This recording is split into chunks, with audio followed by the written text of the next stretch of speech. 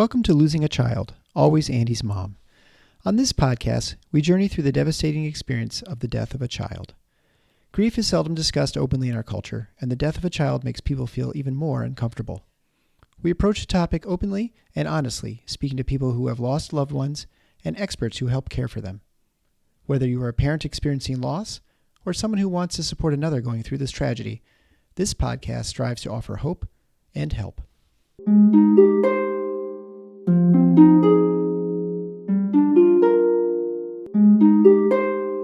Welcome to episode number 337 of Losing a Child, Always Andy's Mom. I'm Marcy Larson, Andy's mom. So today is the fourth and final installment of our educational series with Gwen. And I just have to say, I feel like each one in many ways just got better and better and built on the last one. And this is no exception. This episode really focuses on how am I going to survive this? How do I kind of get through the long haul of this grief process when it just feels like it's going and going and going? How do I survive this? So she goes on that topic, and she'll say at the very beginning, some of you may be ready for this and some of you may not. And if you're not ready to try to start looking for some purpose in the pain a little bit, that's okay. That's okay. You can wait. You can listen to this one later when you are ready to do so. But it is a beautiful vision, and it does help us to see that there is a little bit of light that can come in all of this deep, deep darkness, and that we can learn to find some joy again, and we can keep on going through the rough patches and the long haul. I, again, really want to encourage you, if you felt moved by these episodes and you would like to either do some further one-on-one kind of stuff with Gwen, or if you want to listen to the whole video series, whatever you might be interested in, please email me, Marcy, M-A-R-C-Y, at andysmom.com, or email Gwen directly at gwen@grief-guide.com. We have coupon codes, so you do not need to pay full price for any of Gwen's services. You can pay the discounted price by doing it through us. She feels so passionate about that, about how she wants to discount this to the listeners of this podcast, especially those who've been listening through this February series. So please take her up on that offer if you're feeling like you want to. The other thing is I just talked to her about our next live stream. So we are going to have an upcoming live stream. It's not for a while now, because we do like to have some gaps in between the time that Gwen comes on and we have regular guests on. So the next live stream is going to be Monday, April 6th. And we're going to do that at 4:30 p.m. Eastern time. So it's a lot different time maybe than we've done in the past. Sometimes we've done 7:30, sometimes we've done early in the afternoon. We're going to try the kind of middle of the road here. If you've got real strong feelings about what time we should do going forward, please email me, because we're just trying to figure this out and figure what would be the most convenient time for people to come on live, because we do feel like the episodes are so much richer when we have a lot of people joining us live to be able to talk to us. And my hope is now, for the last few months, we've really been much more active on the YouTube channel, as well as Instagram and Facebook. And as long as I get the Instagram working right, we will be able to have all those platforms running at the same time. So maybe that will help get more people kind of involved and come and join us on those live streams, because I do think they're richer when we have great conversation. But what we're going to do is, we decided it would be nice to have a little bit of a follow-up after that big educational series, because as wonderful as it is, there was no time to really kind of ask questions of Gwen during that, right? Because she just recorded all of those ahead of time. So if there are some questions that kind of came up during this series that you want to ask, ask away right now. Send me an email about it, and we can talk about it. I can get those emails to Gwen, get those questions to Gwen, and that can kind of be the start of that April 6th discussion on some different questions that you have, things that this brought up for you. And then also definitely put this in your calendar right now. put that live stream in and know that you should be able to go to any one of those platforms, to the Always Andy's Mom YouTube channel, to the Facebook page, or to the Instagram account. The YouTube and Facebook are a little bit easier because you can ask questions directly in that chat and they come to us. The Instagram does not work as well that way. It's not quite as integrated. So asking questions on Instagram, I don't think comes straight through to us like the other two platforms do. So please do that. I think it will be amazing. I also want to talk about this week's sponsor because we have another sponsor this week and it's beautiful. This is a sponsorship from Jean. Okay. And so Jean wrote, when I flipped my calendar this year, I realized that February 26th, my son Ben's birthday, is a Thursday, the day the podcasts are received. Last year on his birthday, I sent a donation in, but now that episodes can be sponsored, I would like to sponsor the February 26th episode if possible. My son Ben was the total package: loving, kind, smart, funny, artistic, athletic. Oh, the memories I have of him. The memories are wonderful. It's the reminders that hurt. The reminders that he'll never fling his boots off in the closet when he comes home. Or the reminders of him walking into the house when I was cooking and say how he loved to come home and smell my cooking. And she wrote in parentheses, I'm actually not a very good cook, haha. Anyway, you get it. Thanks for getting me through the tough times, Jean. So this is in memory of Ben.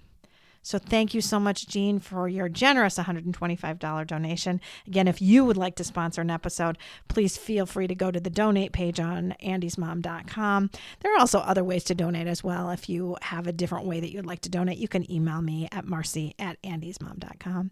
Again, if you would like to share your story or you know of someone who you think should share their story, feel free to email me as well. We're definitely looking for new guests.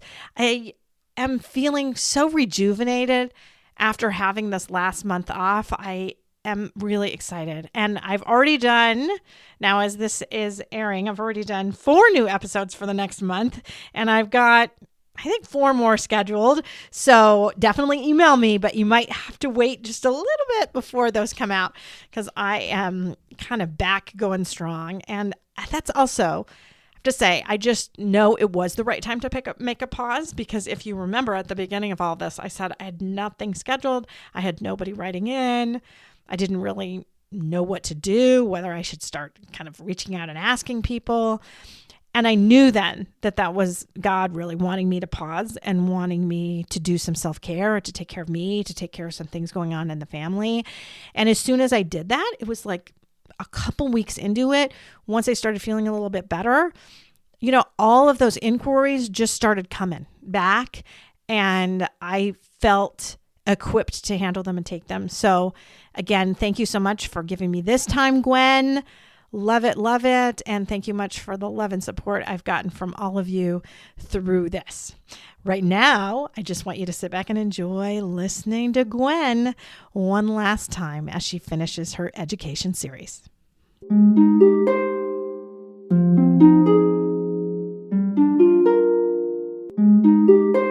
Hi, I'm Gwen Kapcia. I run a business called Your Grief Guide. I had the privilege of walking beside Marcy and Eric after the death of their son, Andy. And we have developed a relationship through the podcast, and some of you have seen me on the live streams.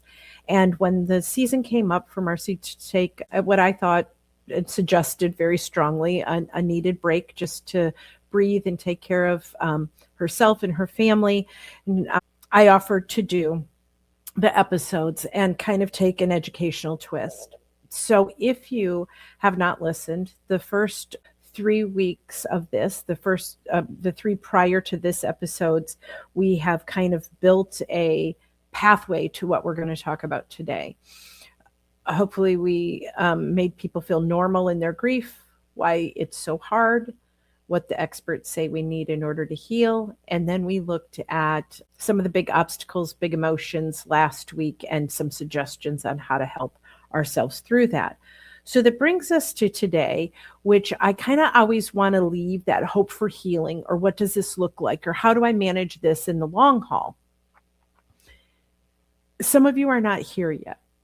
You are not in this spot where you're ready to rebuild. You are still in the survival mode, and we get that. So maybe just make a note to, in your future, a year from now, watch episode 337, or you want to listen and just kind of put the goals out there, but know that it's really far down the road. And some of you have been listening for a while, you're several years in, and you're thinking, I kind of want to look at this. Like, what does this look like for me? How do I blend this all into my life? Now, I think the first thing that I want to talk about is if you've ever found yourself maybe having a good time, like going somewhere and enjoying yourself, and then coming home and realizing that you had gone out and had a good time. Many people to some degree say, there were short periods of the evening where I didn't think about it. At the beginning, as you know, everywhere you go, every moment, you're never not thinking about it. But there may come a time where you go out or you find yourself laughing, and then you feel guilty that you laughed, that you had, some enjoyment for yourself. And you're like, what's wrong with me? How can I be doing this? My person died and here I am. Some people say it was such a relief to have a change of scenery or do something or enjoy themselves. Most of the time, people do say, when I got home, I cried and cried and cried. How do I know if I'm getting better? I mean, maybe that's a sign that you can go out and enjoy yourself. If people start saying to you, hey, have you gotten a haircut, or you look different, or maybe complimenting you on how you look, kind of pay attention, because I tell people maybe you are healing. Because I can see healing on people's face. They look different when I meet them in the depths of their pain. And I'm kind of in tune, maybe somewhat too much to that, because I forget where I was. And I said, oh, they're sad. They've been crying. And the other person said, how did you pick up on that? I said, well, I'm a little sensitive to that. But I can sometimes tell when someone's walking in to meet with me, or the first time they get on the screen, how they're doing. So pay attention if people are complimenting you. Maybe you are beginning to heal. I have seen people, when I mentioned the family last week, if you go back and listen to when their oldest son died by suicide, and then they had some communication, some family stuff to work through with their surviving 13-year-old son. When I first met that family, someone in my family was shopping with me and saw them, and I talked with them, the bereaved family. And when I got in the car, they said, well, that just ruined my day. And actually, it was Christmas time. And they said, I feel like that ruined my whole Christmas, that your job is so sad, that these people, that's just horrible what they were telling you. And they went on and on and on. And then it was about a year later, that same person was with me, and we ran into the mom and the surviving son again, and we talked, and I was actually moving from the area, and I said, we'll stay in touch. I'm so proud of you. You've done so well. And when they got in the car, that person said, how do you know them? And I'm like, what do you mean, how do I know them? They're the people who ruined your Christmas. I mean, it's only like October of the following year. You don't remember? And they said, they don't even look the same. And I said, that's because they're beginning to heal. Right? So pay attention to that. Now, the part about a major loss is that we often talk about the fog of grief, right? So the loss occurs, and there may be several days, a month or two, that you're just in a complete fog, and the reality hasn't really hit you. Like the concept of grieving, I mean, you are sad and you are grieving, but the actual like doing any grief work or doing anything just doesn't even resonate with you, because you're just about survival. But when that fog begins to lift and you go, oh crap, this is for real, I say that's almost the go button. Like, I got to do this. I got to grieve. It's permission to start. Maybe you begin reading some books. You begin looking at other parents. You begin going to a support group. You begin saying, well, what about that? How did they survive it? So it's like a go button. Like, I need to do this. But then over a period of time, what happens while we're in that go season is we have these times where we have to say goodbye to something that we used to do with that person, or they're not going to do that anymore. Today's sponsor, in her notes, Jean said, The memories are great, but the reminders are so painful. It's those reminders that say you're not going to come in the door and kick your boots anymore. She shared that in her story about her son. I know one woman they were potato farmers and they had planted in the spring and her husband died during the season. So when she went to harvest them, other than the big equipment harvesting them, she asked if she could just dig up a few potatoes. She went out there in the dirt and just dug them up and said, Jim, I'm not going to do this with you in this life anymore. And just had memories about all the hard work that they did and just grieved those times. Those are those goodbyes. Those are those bites that when it overwhelms us and we're faced with something and we do that, we are adjusting. We are trying to figure this out, but first we have to grieve it, right? So those are the goodbyes. But over a period of time, and from the go button to what I'm going to call the stop button, and I'll explain what I mean by stop. We don't stop remembering them or loving them. That's not what I'm talking about. But that time frame can vary for everybody. But what I mean by the stop button is maybe when you give yourself permission to stop going to support group, like it was there for a season. Some people I know, a friend of mine led a support group and then realized that after several years of leading that she was done leading that support group for bereaved moms. That's okay. That you begin saying, I've done those things. I can do something different. I don't have to actively grieve anymore, is what I mean by stop. That I'm not in the depths of it. I'm always going to grieve. I'm always going to have that well of sorrow inside of me. I had one mom say that well of sorrow is always inside of her, but she doesn't jump in it as often. She is not overwhelmed and drowning in it, but she can get in touch with it just like that, right? Like it's there. But that permission to stop actively grieve and look at more relief and renewal and redirection and reinvesting and all those things. It's easier to do that when we've had the go button. It's easier to come to this stop because we've given ourselves permission to say goodbye when the pain wasn't so intense. We do it slowly and gradually over time. One of my favorite stories about this is moving out into life again is a mixture of these things, right? It's a mixture of joy and sorrow. It's a mixture of hellos and goodbyes. It's a mixture of I don't have to do that anymore. Grief is the highest tribute to love, but it's prolonged after a unreasonable point. It become a monument of self-pity or more about us than it is. So what I want to talk about when I said my example is a woman whose husband died, and I got to her house after the death and we talked about their life and how they met and who he was, and then we talked about the death and what happened and what she misses about it. But then I asked her the question that I asked most people on the first session with them. It was, there anything about your grief that you're wondering if it's normal, that you're just hoping we got to today or that we could touch on? And she said, oh yeah. She said, I have to ask you. She said, when I first married my husband, we decided we were going to have good family dinners on Sunday after church. And she said, but he loved Brussels sprouts. So he asked me to make Brussels sprouts every Sunday. She said, I don't eat them. But every Sunday for 57 years, she cooked Brussels sprouts. And I'm like, okay. So she lovingly did that. What happened was when her husband died, she said to me, I'm still cooking Brussels sprouts on Sunday. And I said, that's so normal because you don't just say goodbye to that right away. You don't just stop doing that. She was lovingly still giving to that relationship. And I said, I'm not worried about that. That seems very normal to me. She said, okay. So when I saw her about 6-8 months after he died, I said, how's it going with the Brussels sprouts? She said, you know what? I buy them. And then Sunday comes and I think, why cook them? Because you're just going to throw them out. So she said, I buy them. I bring them home. And on Sundays, I throw them out. And I said, okay. And then about, it was probably 18 months after he died. I said, what about the Brussels sprouts? She said, oh, honey, I don't have to buy those anymore. She said, I always look at them in the store and I feel them and I look at the price. And I talk to him about, boy, they're not very good selection this week or whatever it is. But she said, I don't have to buy them anymore. But see, she didn't just stop on the first Sunday after he died of something she lovingly did for 50 years. She did it over a period of time when the pain wasn't so intense. We do that a lot. with a lot of relationships. We don't realize that we have people that we are very connected to, maybe neighbors or someone, and they moved, and you'd write to them, you call them. Now we have, Snapchat and FaceTime and all that stuff. But over a period of time, you go, wow, I haven't really talked to them in a long time. Or we haven't even gotten a Christmas card from them.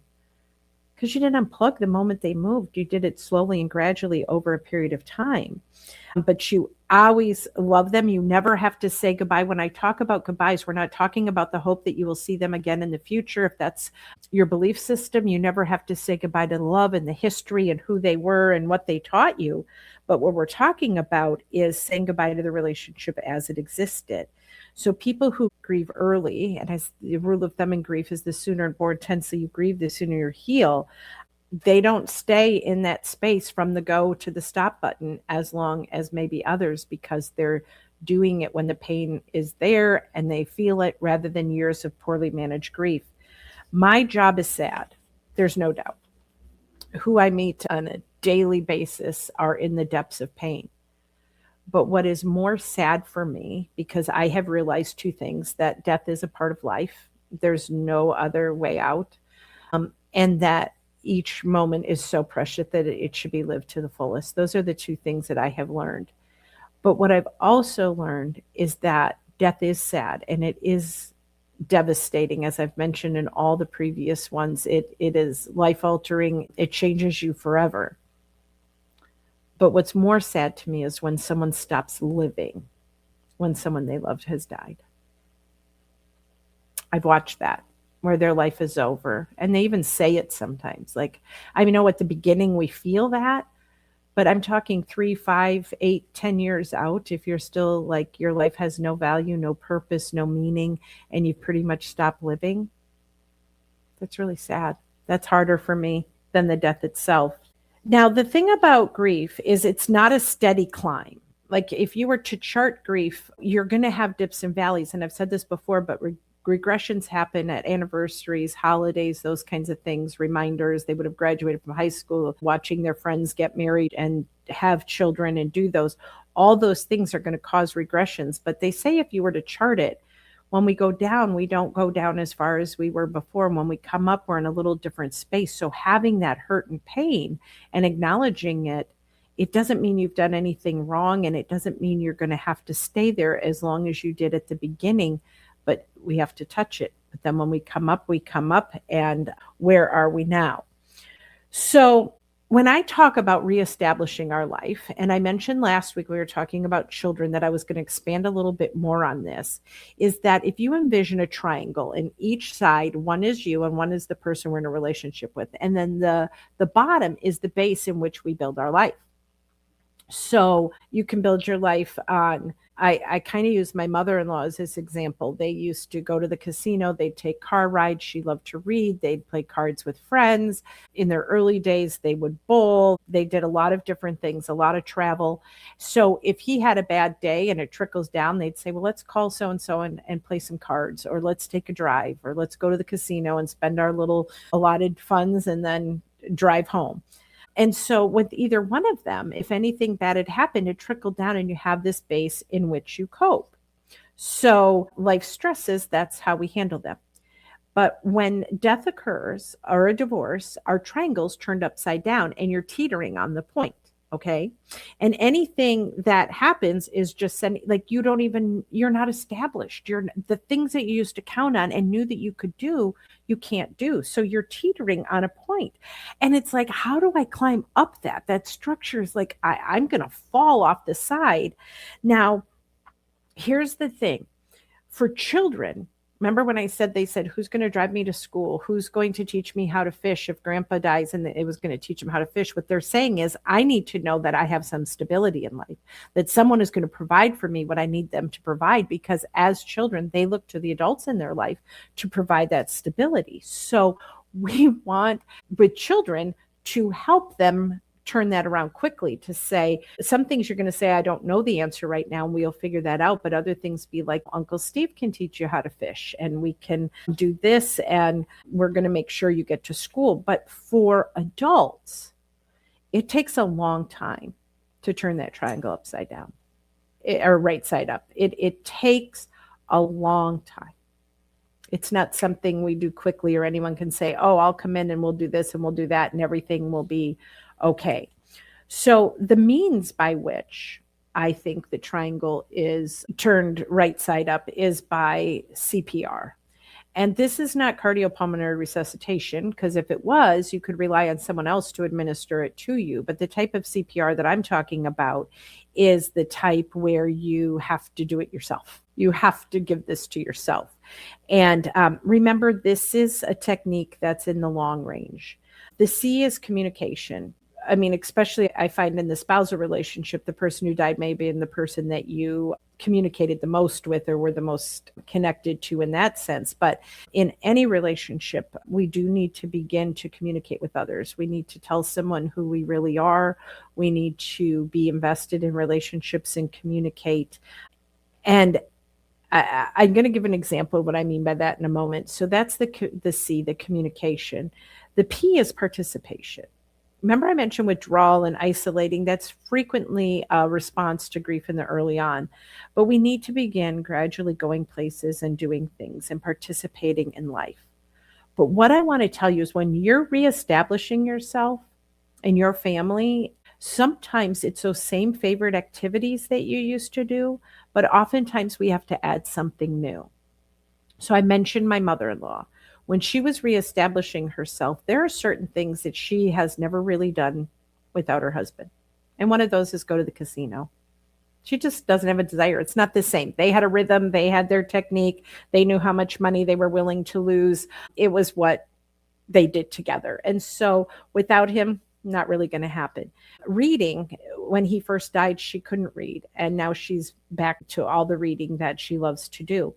But the other thing is in that self-identity, who am I now? She's rediscovered other things.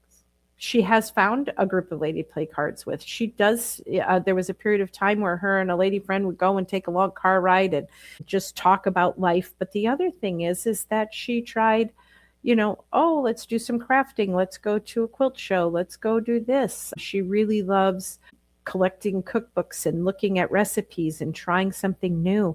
And so for your family, maybe that's why you change some traditions, because doing the same tradition, when you reestablish yourself, it's not the same. So when you re-anchor yourself and you participate in life, you say, well, from now on, instead of having our traditional Christmas, we're going to go to a water park. We're going to travel. We're going to do this or that. And that is okay to try something new. And the thing I say about the holidays is anything you try or any activity, if you don't like it, you never have to do it again, right? So if it doesn't work for you, that's okay, but you can try it. So the C is communication, the P is participation, and the R is relationship. Enlarging your circle of close friends is an absolute must. And I find most bereaved people feel more connected to other bereaved people. If they're in a support group, they're in a community, you feel a connection with other people who are walking that road. But we need to be in relationships. And sometimes for older people, this can be harder. When I meet a lot of people who are bereaved well into my mother included, well into their 70s, 80s, 90s, it can be more difficult to be in relationships. But I also say, don't let this relationships be limited to people your own age. So if you are an older person, spend time with young kids. If you're younger, spend time with some older people. So I said I'd give an example. My husband and I moved to a very rural part of Michigan, just kind of way out there. Many people know that Michigan can be used as a hand to state where it is. And we were way up here living, not on the Traverse City side, let's just say on the other side of Michigan. And he worked a lot and I was lonely and bored. And so since I love the beach and I grew up on Lake Michigan, I would go over to Lake Huron and I'd go to the beach and I try to look for a friend who, I was 23 at the time, that was about my age, that maybe looked like me, could be a good friend. And one day I hit the jackpot. Okay. And I communicated with this girl. We walked up and down the beach. This was in the 80s. We didn't have cell phones. We actually got in the car and went and had lunch together. We had such a great time. So when we were leaving, I said, well, maybe we can meet here again, or we can exchange phone numbers. And she said, oh, I'm not from here. I'm from Rhode Island. And I was like, I spent all day communicating, participating, and relating to you, and you don't even live here? I was so discouraged. So I went to the pastor of the church that I was attending at the time, or we were attending, and I told him, I said, I'm so lonely. And I went to the beach and I told him the story, and he said, Gwen, you know what you need? You need a jewel. And I'm like, I need a jewel. And so he shared with me Proverbs 31 about women and wise women and their value, and they're rare and valuable. And he said, you need a jewel in your life. What about connecting with one of the older ladies in the church and get to know them? And what I learned about participating and communicating with others is that if your motive is to get to know someone else better, your needs are simultaneously met. And so I did. I started with having a jewel in my life. And I've had a lot of older people who have spoken into me. My jewels, one of them, she was on the front cover of a huge newspaper here in Michigan for having the best bread and butter pickles. I've learned how to do things, and parenting and questions and just spending time with wiser older people has really been a value in my life. And now I'm at the age where I can be somebody else's jewel, where I can speak into younger moms and people and invest in others. And so maybe you could look at that to say, who could I have speak into me, and who can I speak into, so that we're communicating, participating, and relating, and you're getting the CPR that you need to be alive and to reestablish yourself. And yes, I used to have, my life was like this, but now this is what it looks like. When I just had this thought, yeah, I guess you guys probably notice I look around because my thoughts go, and I like, what story can I share? Do I share that one? How much time do I have? That's a little bit about why my brain goes. But one of the thoughts that I just had as I looked over is, man, this is what Marcy's done, right? The CPR, like some of you just listening to these other moms and their stories has been so life-giving to you, because you are communicating, you're hearing their story, the participating. Many people have gotten connected in support groups because Marcy's talked so much about the value of that, and the Starlight group she leads for bereaved moms, you can attend virtually. And then that leads to that relationships, where you've developed relationships, and she's developed so many relationships. This has been the CPR for her and for many of you. So I just, that thought came to my mind, and I wanted to share that. One other thing is, if you think about a triangle, and if you look at life, that most of what people see is about 10%, about 90% is below the surface. So if someone sees only 10% of this structure, it's pretty stable. So, but if we're upside down and they see 10%, it's even more stable. It's like long. So draw an upside down triangle and draw the line and see the part that people see. That's why they say, oh, you're doing so well. Oh, I'm so proud of you. You're so strong. But what they don't see is that 90% that you're teetering on a point that you're really trying to figure out how to survive. So they don't always see that. And so that's why people say those things, that you're doing so well, which just always makes me chuckle. The next part about our long range goals is kind of like, if you think of a wheel and how a wheel has to be balanced, it has to have the air it needs to go around and around. We have dimensions too that have to be filled for us to go around without clunking, and to be healthy. And I'm going to divide them up. So take a circle and draw two lines, one top to bottom and one side to side. So give you 4 compartments to your circle. And the first one is physical, that we really do have to take care of ourselves physically. And I mentioned trauma on the first day, is that trauma demands more convalescence, that we take care of ourselves, and that we need that in acute grief. If you've been a long-term caregiver, even if you haven't, anytime you have a loss, I would say to have an examination, just a routine physical with your doctor. Let them know what you've been through. It does us good to know that we're physically fit. If you've been a long-term caregiver, I find many times they've ignored things that need to be looked at in themselves, and to take care of ourselves physically. The other part of that is adequate rest, moving your body, get some sleep. These are components you can look at a whole lot closer of things that you really can change, right?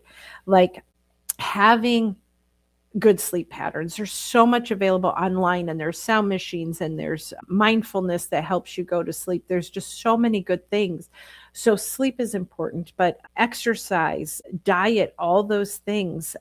And I mentioned the very first day about the word resolve in grief and how we feel so tense. And I said, we're going to loosen and relax. And some of you may be actually aware of how listening to some of these educational tools has allowed you to relax a little bit and know that you're normal and given you some things to work on.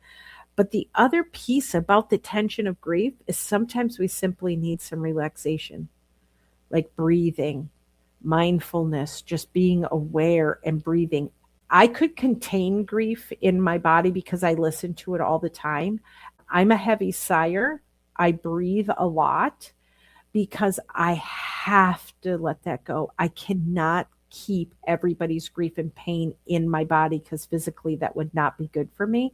So I do a lot of sighing, breathing in, and I breathe in the good and what I've learned from that person. I exhale all the things that I can't control, all the uncertainties, all that pain that I do not have to carry that. So I practice that, and you can too. So wonderful things out there. Maybe that'll be something that we've explored before and we can explore again. You can look up episodes on self-care and how we do that. But physically, you need to take care of yourself. Now, mentally, I think at the beginning of our grief that mentally we cannot watch violence. We have to watch out what we're reading and taking in, avoid just a lot of things that you already know you just can't deal with when you're grieving. You go, I can't watch that. I can't, maybe the news, whatever it is.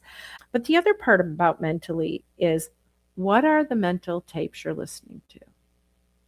Are they, we've talked about some of them. I must have done something to deserve this. It's all my fault. I'm never going to get over this. Life will never be the same. I'll never be happy again. And we begin to play these mental tapes over and over again, and they become very self-defeating.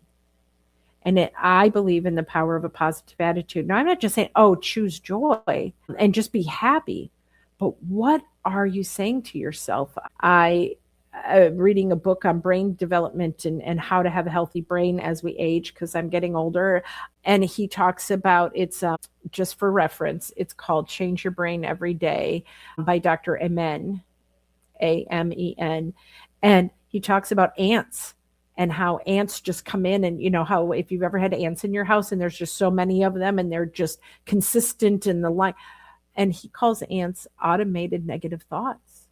Some of you have a lot of ants in your head, just these automated negative thoughts. And we need an anteater. We need something that's going to take that away.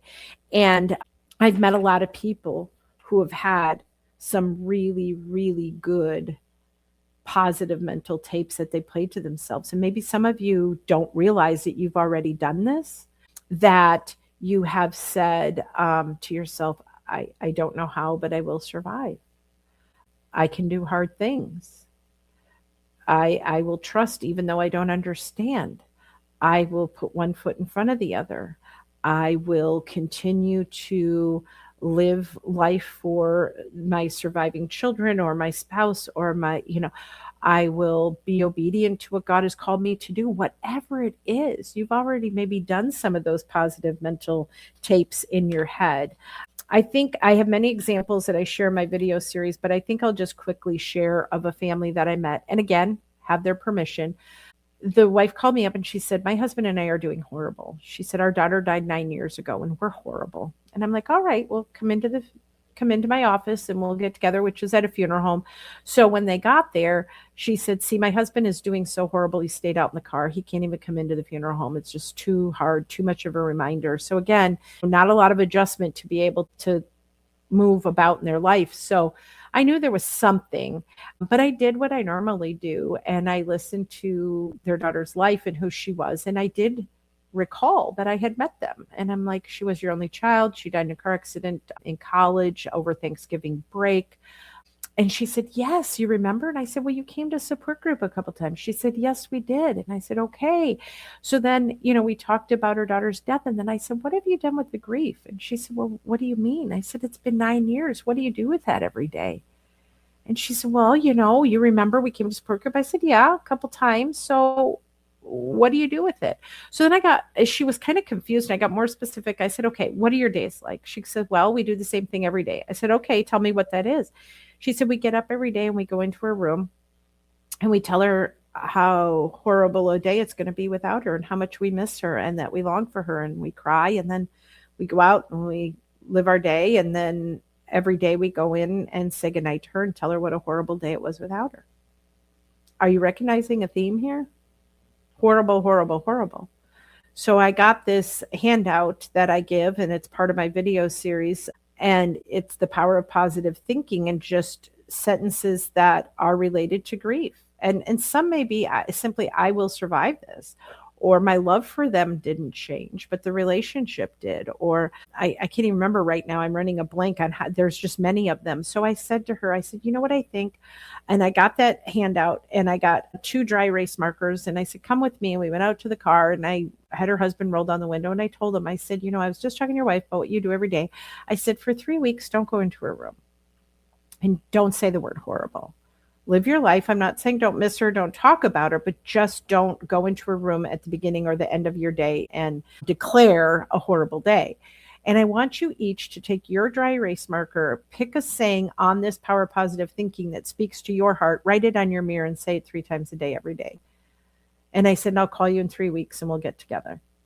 And when I called them, they said, we are doing so much better. You see, I believe in the power of positive thinking, that we need to say and speak to ourselves in a life-giving way, a life-affirming way, rather than one that's defeating our life's goals and keeping us down and keeping us in a place where we are not living. So I could talk about the power of positive thinking forever, but I need to move on. So mentally, how are you taking care of yourself? Then the next one is social.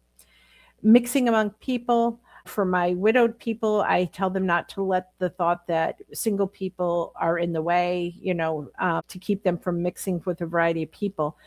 Maybe your family doesn't have ice skating anymore or the soccer club.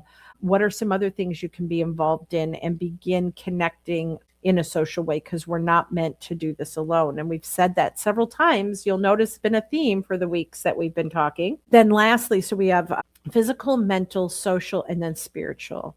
Last week I addressed, but it's natural to have a loss of faith. Studies show that people who have a life integrated faith, not just something they do a couple times a year on a holiday or a ritual, but something that's integrated into their daily life, have an easier time dealing with loss. Now, it's not easy, but they have an easier time than those who don't have the cohesiveness of a faith or a belief system that says, even though this happens, I will trust, or I believe, or this is where I put my hope. They have an easier time than those who don't have that. But regardless, I'm going to ask you to not neglect your soul. We are mind, body, and soul. And just as you look to feed your mind good things and feed your body good things by taking care of it and sleeping right, don't neglect your soul. So do what you have to do. If your soul is starving right now, be sure to feed it.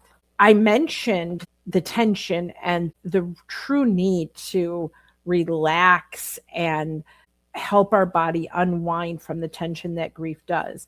But I'm going to just take it a little step further, is looking at our coping ranges. So we all have this range in which we cope. And if we go way over here, it's more like depression, and over here is hysterical. Now, there's people who do have a bend towards depression or hysterics. And then we know there are people who may have a diagnosis that they may have some manic episodes where they swing very quickly from one to the other. But most of us try to live our lives not too close to hysterics and not too close to depression. Now, there are things that shrink our coping ranges, and you don't have to memorize these. I'm going to read them fairly quickly. They're going to be self-explanatory. I think you're going to get the gist. But things that shrink our coping ranges are change, marital strife, deadlines, boredom, smoking, drugs, alcohol, poor diet, under rest, overwork, pressure to achieve, materialism, unemployment, violence, envy, fear, anger, guilt, discouragement, resentment. And you have all of that, and you don't have much movement. So some of you are feeling so tense because any moment you feel like you could just fall into a deep depression, or you're going to completely go hysterical. So if you notice, grief and its accompanying reactions, things that come with grief, they accompany it, they come along with, are reasons for poor coping. that it's natural. And we talked about fear, anger, discouragement, jealousy, resentment. So that's why you feel so much tension. So what I want to give you next is what we know broadens the range in which people cope. Gratitude, affection, joy, forgiveness, courage, hope, peace, a trust in God or something greater than yourself, exercise, relaxation, balanced diet, good health habits. So are you getting the gist here? That everything that we've talked about, that if you want to cope in the long haul, you must maintain yourself physically, emotionally, and spiritually. And some of these things you can control, some of you can't. But in this, how am I going to survive this in the long haul? Ask yourself, who have I shown kindness to? What can I be grateful for in the midst of all this pain? Maybe there's a friend who has just gotten it right and who has been there for you. Take that friend to lunch. Say, thank you. You got it right. Here's the things you did that I really found helpful. Go and do that. Maybe take another friend who hasn't been helpful and teach them about the other friend and say, could you go and try some of those things? But showing gratitude, kindness, a smile for someone helps. Talk encourage and hope. Talk it. Go to quiet places. Now, I don't necessarily think, we talked about just a few minutes ago about participation in relationships and communication, participation in relationships, and I believe in those. But sometimes what helps us cope is just go to the beach. Some of you, it's a garden. Some of you, it's a music studio. Some of you, it's an art where you can just draw and paint. Some of you, it's a gym. It's Pilates. It's an exercise bike. But you're just going to a place where your mind can just, but to me, water and the beach, I grew up on Lake Michigan. That is my comfort and safe spot. Other people, it's other places, but go to those places where you can just talk courage and hope. Let the peace that surpasses all understanding live and breathe inside of you, and you can handle stress better, right? Then you have broadened the range in which you cope.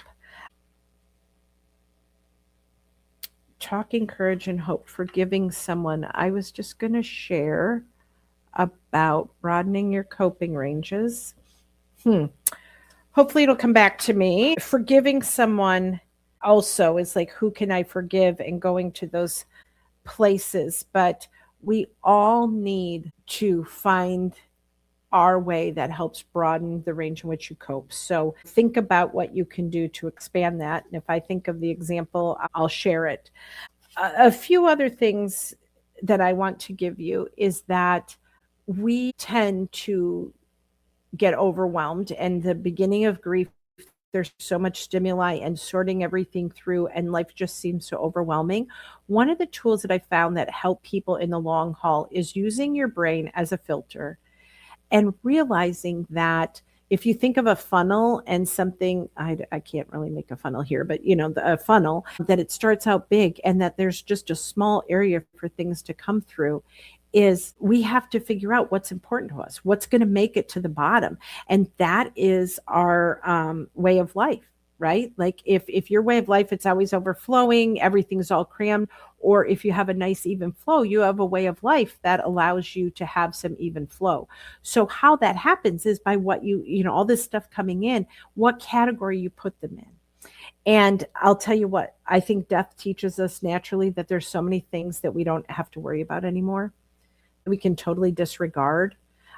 It's an occupational hazard, but I filter everything through death. That's the worst. So where does this fall? And if it's not important, I can disregard that. Do I really have to worry about this? And so I filter that. Then, so disregard is a category. There's just some things like we don't have to worry about. I remember I said one of my gifts to bereaved people would be, I just totally disregard the need for you guys to write thank you notes to people. Wouldn't that be great? Just disregard that. Then there's the unimportant category, that some things just aren't important right now. Then this is my favorite category. It's called can wait. Then when I get overwhelmed, I tell myself, what can wait? Right. And I tell people this, I talk to my mom daily. She's 89 and been widowed for 4 years, and she's blind. And so I check in with her every day. And she'll want to ask me about something coming up. Oh, you have a big speech on Friday, or you've got this. And I'll say, Mom, that can wait. I'm not thinking about it today. Because if I thought about it today, like I have the days where I can worry about that, or that's the day it's on my schedule. And if it's not, don't bring it into today. So I use the can wait. Like I schedule when I can worry about things. And then lastly, we have vital things that we have to do. And then top priority. These are things that have to get done. But slow down the pace in which you live your life. And most people don't go back. Like death teaches us that. It gives us that value that just says, you know what, I don't have to worry about that. And so your way of life can be more manageable. It can have more meaning because you have sorted it through that and slowed down the pace in which you live your life. I do remember what I was going to say when I was talking about broadening your coping ranges. And it was an example of how I talk to myself and going to places, and it filters back to that positive self-talk. One of the things that winds me up that I get worried about is driving in bad weather.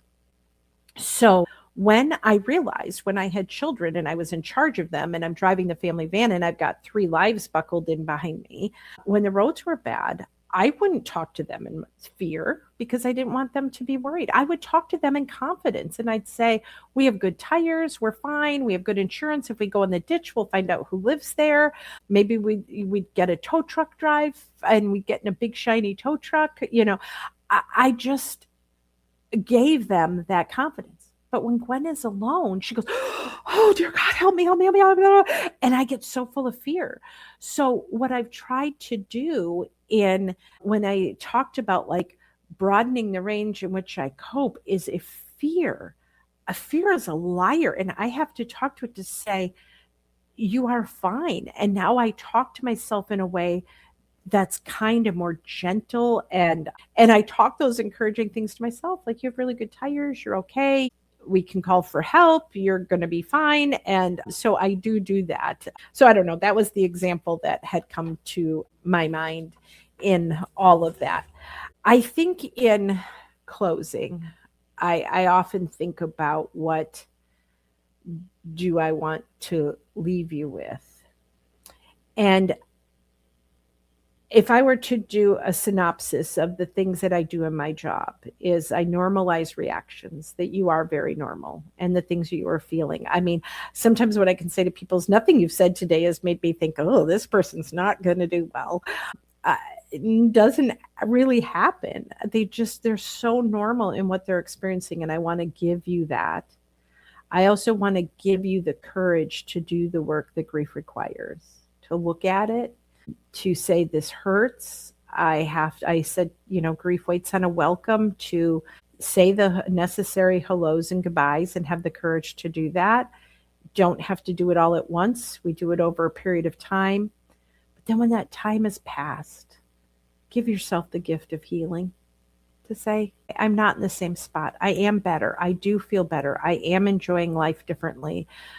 Yes, I will always love and never forget that person, but give yourself the gift of healing. You're worth it. Your family's worth it. And we're here for just a little while. So I consider it a privilege to the people who have taught me that I could turn around and teach you.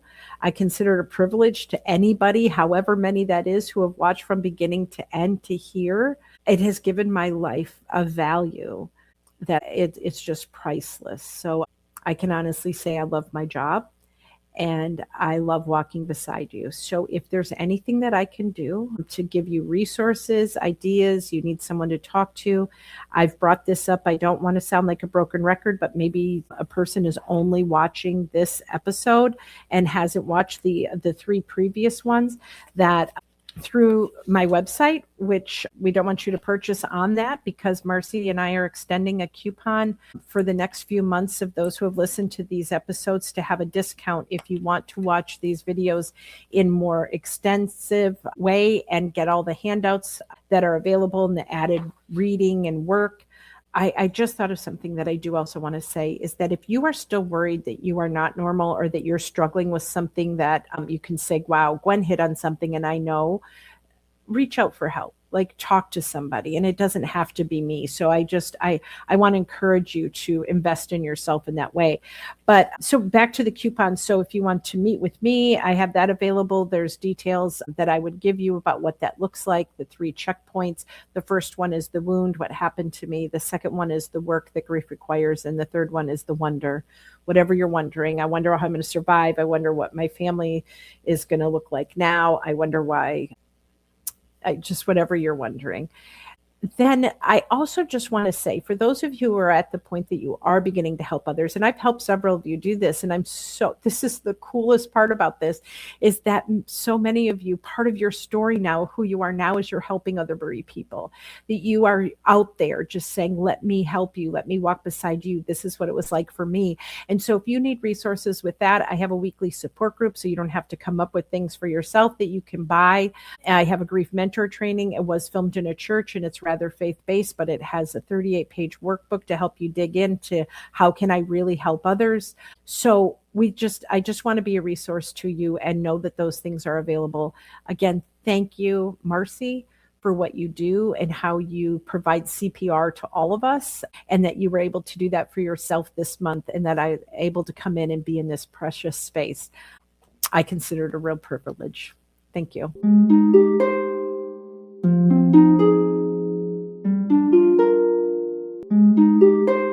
Thanks for listening.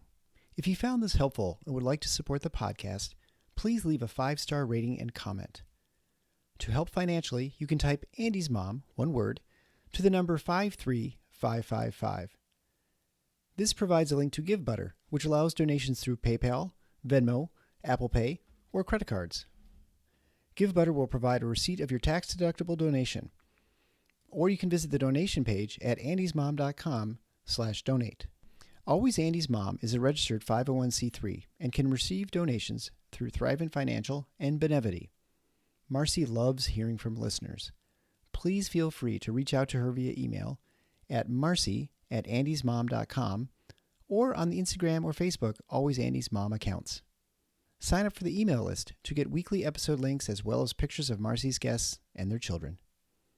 Together, let's work to inspire hope, one day at a time.